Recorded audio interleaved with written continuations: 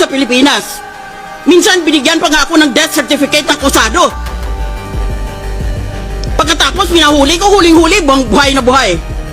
Ganon ang ating korte dito. Huwag na kong padara ng kalukuhan ninyo dahil alam na alam ko yon. Kayo, nag-practice kayo 1 taon? 2 taon? Ako, RTC judge. Di ang ibig sabihin pala, ang mga nananalo ay mga honest na tao. Dahil kinondena nila dahil corrupt yung taong yon.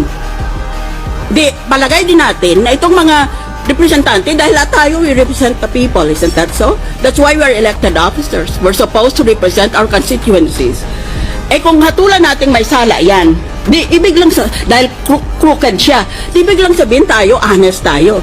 Ngayon, kung lahat pala tayo honest, o marami pala tayo sa atin ay honest, why is the Philippines often, or if not all the time, why is the Philippines always ranked as one of the most corrupt countries in the whole world?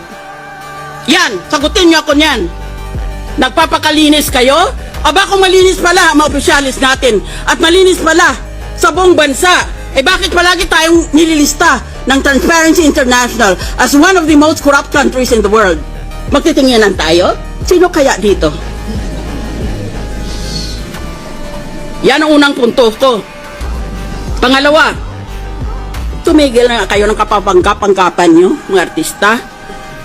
Merong mga politiko na alam natin kung anong loopholes nila sa SALN. Deposito ang sinasabi ng batas, pagkatapusan ng Disyembre, katapusan ng taon, magdeklara ka kung magkanong pera mo sa bangko. Hindi ba gini-withdraw nila pera nila sa buwan na Nobyembre o Disyembre para pag naglagay sila, pag nag-file sila ng SALN nila, wala nga silang deposito. O kaya meron lang sila ng couple of thousands. Kasi withdraw nila eh.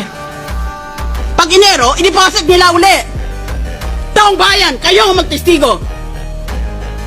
Yan. Ba't hindi natin habulin yung ganon? Pangalawa, palusot. O pangalawa, na ginagawa nila na loophole sa SALN. Lahat ng pag-ari nila, real estate, bank accounts, iba pang pag-ari, nilalagay sa ibang pangalan. Yan is very, very widespread. O di wala nga naman silang pag-ari dahil lahat linagay na nila sa ibang pangalan. Kung bawal ang asawa at ang mga anak dahil sa batas ay inspeksyonin pati yan, yung mga malapit sa kanila, di doon sa mga malalayo ng mga kamag-anak. O kaya maski hindi kamag-anak, sa kaibigan na pinagkakatiwalaan nila. What a hypocritical accusation. That is a problem with this country. We're all for honest government, and yet the world condemns us as one of the most corrupt countries in the world. That's why it is difficult to win in any international election, in any international campaign, because the Philippines, among others, has a reputation of being a corrupt country. Isip ng iba, kung corrupt ang bayan na yan, walang matinong lalabas dyan. Walang matinong ibubunga yan.